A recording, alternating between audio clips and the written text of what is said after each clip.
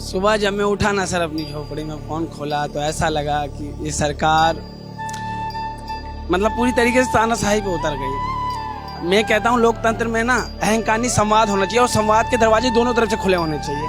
अगर यही सरकार एक नारियल पानी लाती, यूपीए ने अन्ना जी को नारियल पिला दिया, इंदिरा जी ने इनके पिताजी को पिला दिया, महात्मा गांधी को अंग्रेजों ने पिला दिया सर, तो ये सरकार भी एक संवाद का रास्ता अपना सकती थी। और उनके सम्मान जैसे संविधान की शपथ में ना गरिमा सबका, व्यक्ति की गरिमा राष्ट्र की एकता और अखंडता को सुनिश्चित कर, तो व्यक्ति की गरिमा नहीं गिरनी चाहिए सर।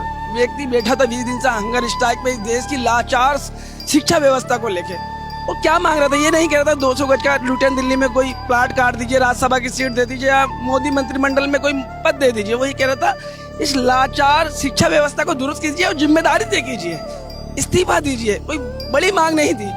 जिस तरीके से नए नवेले दिल्ली पुलिस कमिश्नर अनुराग कुमार जी आए और उन्होंने एक पुलिसिया डंडे और जूते से एक खूबसूरत लोकतंत्र को कुचलने की जो कोशिश करी, उसके वो बधाई के पात्र है। आज मुगेम्बो बहुत खुश होगा, उनके दरबार में उनको 100 नंबर मिले।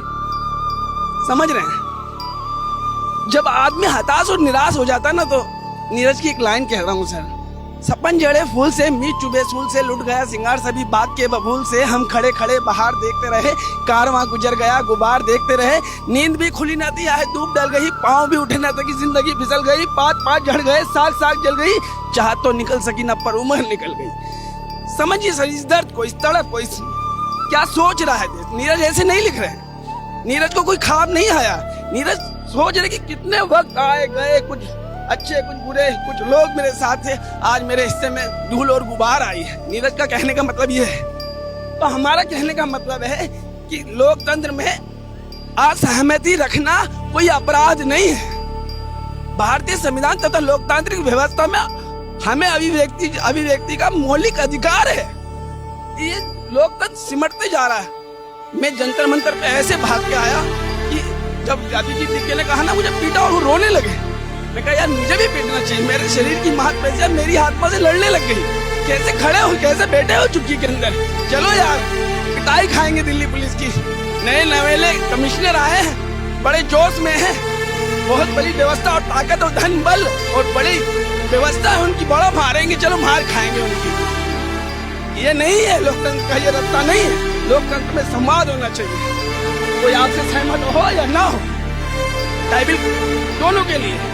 आइए बात करते हैं, कुछ गलत फहमी है तो उसे दूर करते हैं, इसमें कोई बुराई नहीं है।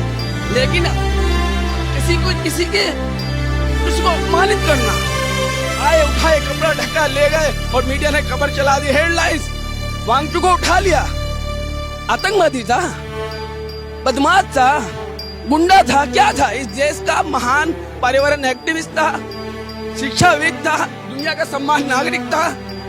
कितना आविष्कार किए भारतीय सेना के लिए, देश के लिए, महान साइंटिस्ट था। उठा लिया। इस आंदोलन से, तमाम आंदोलन से हमारी आत्मा जुड़ जाती है सर।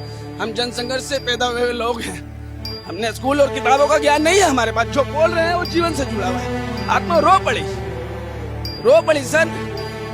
समझ रहे? जब हम उस लाइन को पढ़ते हैं कि पीपल ऑफ इंडिया, हम भारत के लोग भारत को संपन्न समाजवादी धर्मनिरपेक्ष लोकतांत्रिक राज्य बनाने के लिए तथा उसके समस्त नागरिकों को सामाजिक, आर्थिक और राजनीतिक न्याय, विचार, अभिव्यक्ति, विश्वास, धर्म और उपासना की स्वतंत्रता, प्रतिष्ठा और अवसरों की समानता प्राप्त कराने के लिए तथा उन सब में व्यक्ति की गरिमा, राष्ट्र की एकता और अखंडता को सुनिश्चित करने वाली बंधुता को बढ़ाने के लिए दृढ़ संकल्प होकर 26 नवंबर 1949 को अंकित अधिनियम और आत्मसमर्पित करते हैं। फिर इतनी बड़ी आबादी आज भी अमान्य जीवन कैसे जी रही? सभी की तो बात करी गई थी, सभी की भलाई की बात कही थी। शिक्षा में, राजनीति में, सामाजिक स्तर में, धार्मिक स्तर में, किसी भी स्तर पर किसी को नहीं छोड़ा गया। फिर भारत की आज शक्ल देखो, बड़ी आबादी नरक की जीवन जी रही है सर। इस दुनिया विश्व के पटल पे दौड़ती अर्थव्यवस्था है भारत, चमकता सितारा है, लेकिन उसके विपरीत बड़ी कंडीशन खराब है। आप ही तो एक देश और एक राज्य, एक कानून की बात करते हैं। पूरे देश में अलग अलग राज्यों में अलग अलग श्रमिक कानून, अलग न्यूनतम मजदूरी है, कहीं एक नहीं मिलती, जहाँ लागू है वो भी नहीं मिलती। आप पूरी तरह से नौजवानों की नजर में फेल हैं। मैं अपनी असहमति रखता हूँ। बोलूंगा। आज मेरी जवान कब कब आ रही है पता नहीं। बहुत बोलता हूँ सर मैं, लेकिन कहते हैं ना, इतना तोड़िए मत लोगों को, इतना कमजोर मत कीजिए।